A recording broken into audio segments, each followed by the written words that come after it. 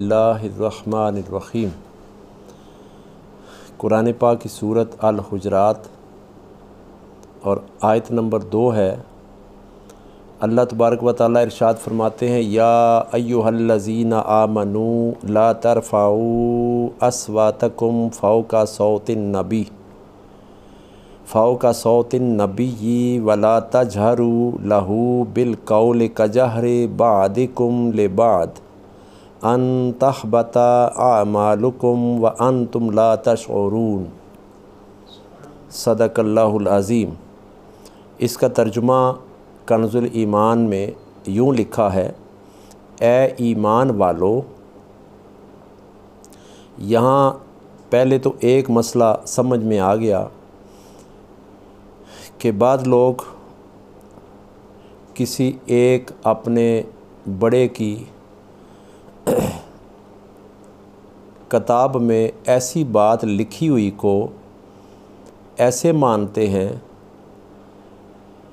جیسے اس کے ماننے میں ہی ایمان ہے، حالانکہ بعض باتیں ایسی بھی ہوتی ہیں جو لکھتے وقت، لکھاتے وقت، پرنٹ کرتے وقت غلطیاں بھی ہو سکتی ہیں، اور کسی نے لکھ دیا کہ یا کا لفظ صرف اللہ کے لیے ہی ضروری ہے، یا نبی، یا حسن، یا حسین، یا فاطمہ، یا علی، یہ کہنا نعوذ باللہ میں نے خود سنا اپنے کانوں سے کہ نکاح ٹوٹ جاتے ہیں۔ تو یہاں سب سے پہلے جو یا ایھا الذین اللہ تعالیٰ نے آیت نازل کرتے وقت فرمایا حرف ندا، اور اللہ تو تلاوت سے پاک ہے۔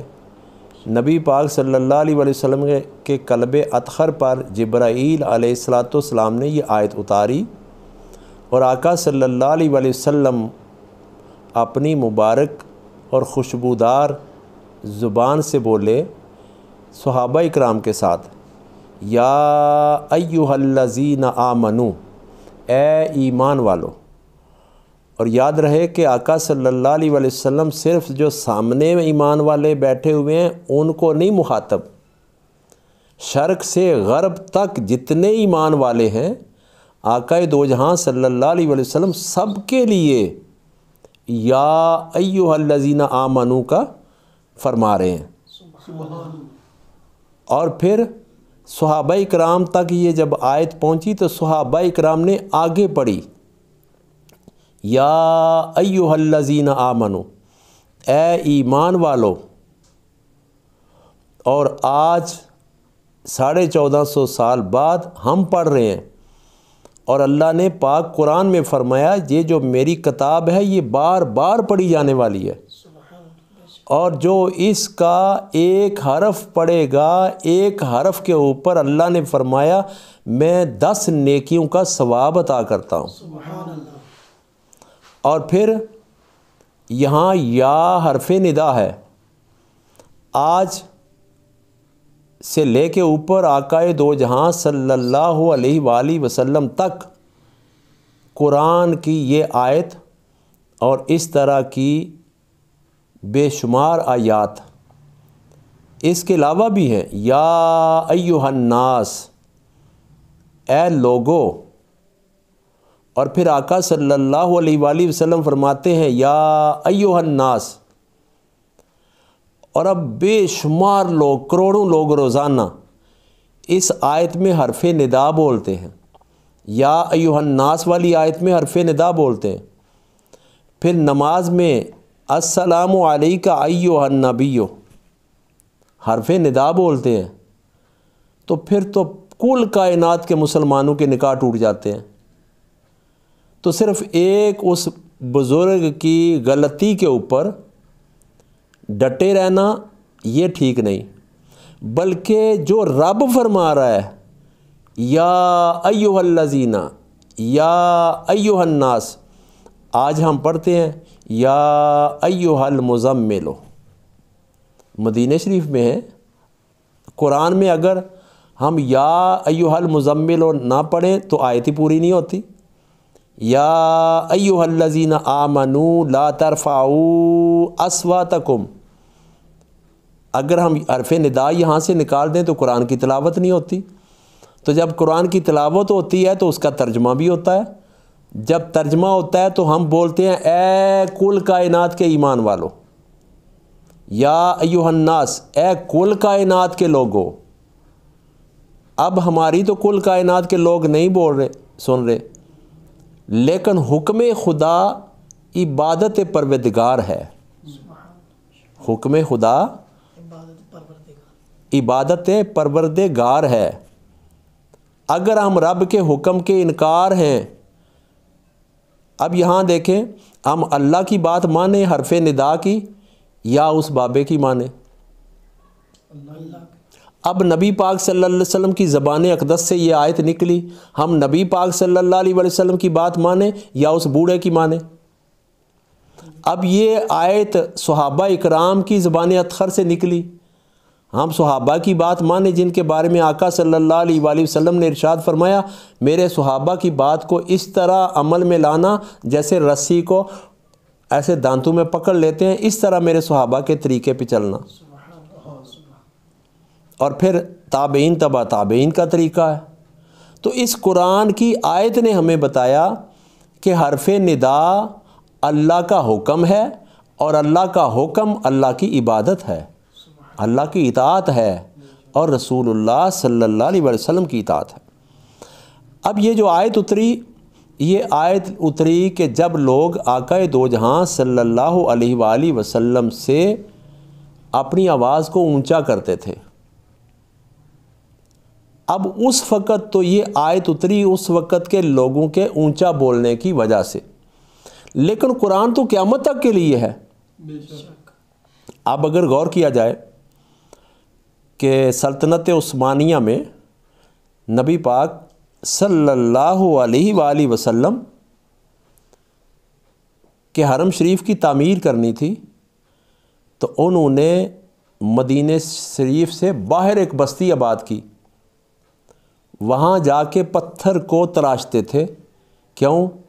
کہ آقا دو جہاں صلی اللہ علیہ وآلہ وسلم کی بارگاہ اقدس میں آواز نہ جائے،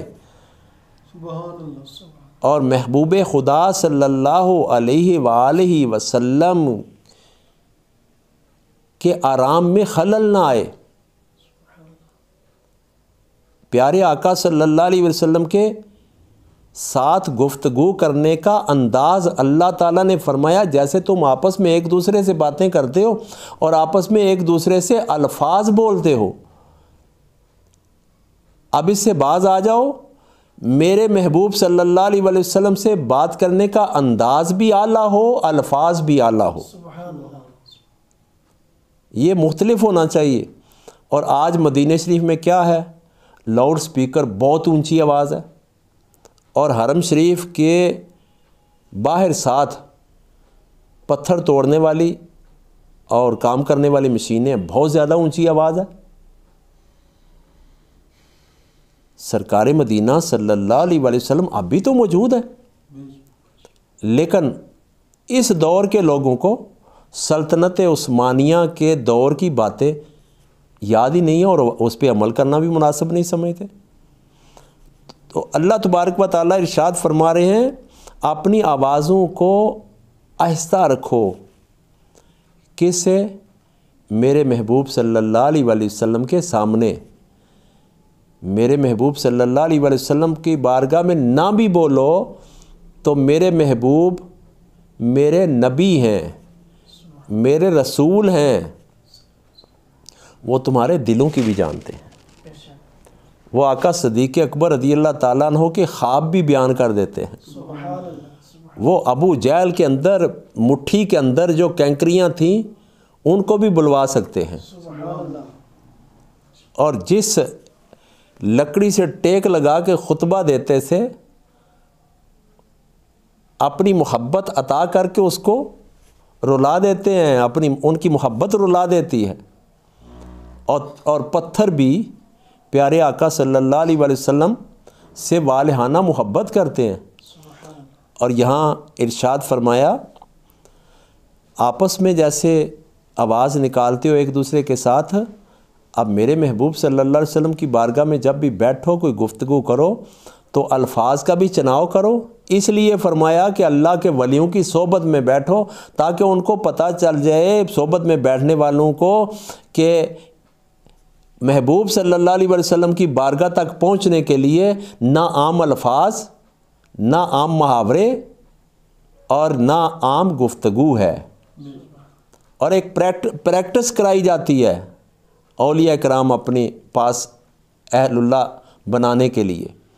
اور فرمایا کہ تم جب آپس میں ایک دوسرے سے بات کرتے ہو، اور جو آپس میں ایک دوسرے سے بات کرنے کا انداز ہوتا ہے، جو آپس میں ایک دوسرے سے بات کرتے ہوئے تمہاری حالت ہوتی ہے، جو کیفیت ہوتی ہے، محبوب صلی اللہ علیہ وسلم کی بارگاہ میں وہ کیفیت تمہاری نہیں ہونی چاہیے۔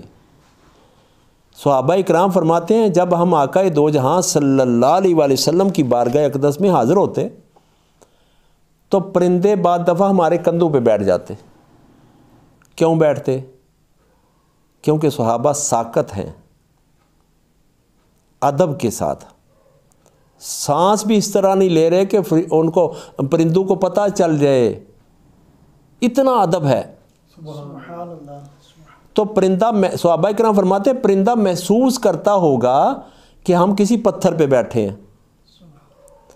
یعنی جب آقا صلی اللہ علیہ وسلم کی بارگاہ میں سرکار علیہ الصلوۃ والسلام کی کوئی بات کرنی پڑے، یہاں میں اور آپ بات کرتے ہیں، تو اس طرح بات نہ کریں، ذرا پہلے والا انداز بدل لیں، ادب میں آ جائیں، پہلے والے خیالات بدل لیں، خیالوں میں بھی ادب آ جائے، کیفیات بدل لیں، کیفیت میں بھی ادب آ جائے، اور انداز بدل لیں، انداز میں بھی ادب آ جائے۔ اور ادب کیسا آئے؟ جس سے جتنا زیادہ پیار ہوتا ہے اتنا ہی زیادہ اس سے بندہ محتاط ہوتا ہے، اتنا ہی زیادہ احترام ہوتا ہے۔ تو اللہ نے فرمایا وَتُعَزِّرُوهُ، تعظیم کرو، اور وَتُعَزِّرُوهُ کا معنی کچھ علماء کرام نے اس طرح بیان کیا کہ ادب ایسا کرو جس ادب کی کوئی حد نہ ہو، سبحان اللہ۔ اس قدر ادب کرو۔ اور فرمایا جب تم آپس میں ایک دوسرے سے بات کرتے ہو، یعنی باپ بیٹے سے بات کر رہا ہے، باپ کا کتنا ادب ہے؟ اللہ نے فرمایا کہ جب باپ کے سامنے بیٹھو تو بازو بچھا کے بیٹھو۔ اب کئی لوگوں نے ترجمہ اپنی مرضی سے غلط کر لیا، اپنے فرقے کے لحاظ سے، تو ترجمہ بدلنے سے لوگوں کی ایمان کی حالت بھی بدل جاتی ہے۔ اللہ نے فرمایا قرآن پاک میں کہ جب ماں باپ کے سامنے حاضر ہو تو اپنے پیار سے ادب کے بازو بچھا لو، اور اونچی آواز سے نہ کرو، اف تک نہ کرو، اور دل میں ماں باپ کے بارے میں رائی کے دانے برابر اف والا گمان بھی نہ کرو، اتنا ادب کرو۔ اور اگر ماں باپ کا اتنا ادب ہے تو پھر رسول اللہ صلی اللہ علیہ وسلم کے ادب کا حال کیا ہوگا؟ سبحان اللہ۔ اب یہاں مجھے جو سمجھ آئی وہ یہ کہ جب آقا صلی اللہ علیہ وآلہ وسلم کی بات کرنی ہو تو آپس والے عام ماحول میں بات نہ کرو بلکہ باوضو ہو کے بات کرو۔ یہ آیت بتاتی ہے کہ محبوب صلی اللہ علیہ وآلہ وسلم کی بات نجاست والی، بے وضو والی حالت میں نہ کرو، صاف ستھرے ہو کے کرو۔ پھر جب یہ شان ہے میرے آقا صلی اللہ علیہ وآلہ وسلم کی کہ جب بات کرتے ہیں تو اللہ متوجہ ہوتا ہے، فرشتے حاضر ہوتے ہیں، تو بندہ جب بات کرے، اولیاء اکرام ایسے گزرے ہیں، جب اپنے ایک غلام محمد اعجاز کو، بڑا مشہور واقعہ علماء اکرام بیان فرماتے ہیں، محمد اعجاز، ایک دن اس اللہ کے ولی نے اعجاز بولا، حالانکہ ایک عام آدمی کا نام محمد اعجاز رکھا ہوا تھا، تو کہا اعجاز ادھر آؤ۔ وہ تڑپ گیا، پریشان ہو گیا، کچھ دیر بعد پوچھا کہ حضور آج آپ نے میرا نام پورا نہیں بلایا.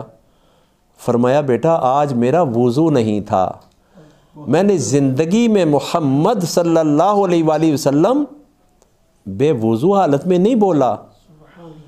اب ہمارا جو ماحول ہے, ہمارا تو اس طرف دھیان ہی نہیں کہ ہم جب بھی محمد صلی اللہ علیہ وآلہ وسلم اپنی زبان سے نہ بولیں تو ہم باوضو ہوں. یہ شان ہے جو اللہ نے بیان فرمائی ہے. اور جب ہم سرکار مدینہ صلی اللہ علیہ وآلہ وسلم کی بات کرنے لگے تو اپنے لہجے کو میٹھا کر لیں, اور لہجے کو میٹھا کرنے کا بہترین طریقہ شہد کی مکھی سے سیکھیں. پوچھا شہد کی مکھی سے, یہ حدیث ہے کہ کڑوا رس لیتی ہے, میٹھا کیسے ہو جاتا ہے؟ عرض کی جب کڑوا رس منہ میں لیتی ہوں تو اسی منہ سے میں درود پاک پڑھتی ہوں. وہ رس میرے منہ میں ہی ہوتا ہے تو درود کے ساتھ ہی وہ مٹھاس میں بدل جاتا ہے. جب ہم باوضو ہو کے خوشبو لگا کے ہاتھ باندھ کے سر جھکا کے, اب کہتے ہیں سر جھکانا بڑا شرک ہے, نہیں, بیوقوف ہیں جو ایسا کہتے ہیں.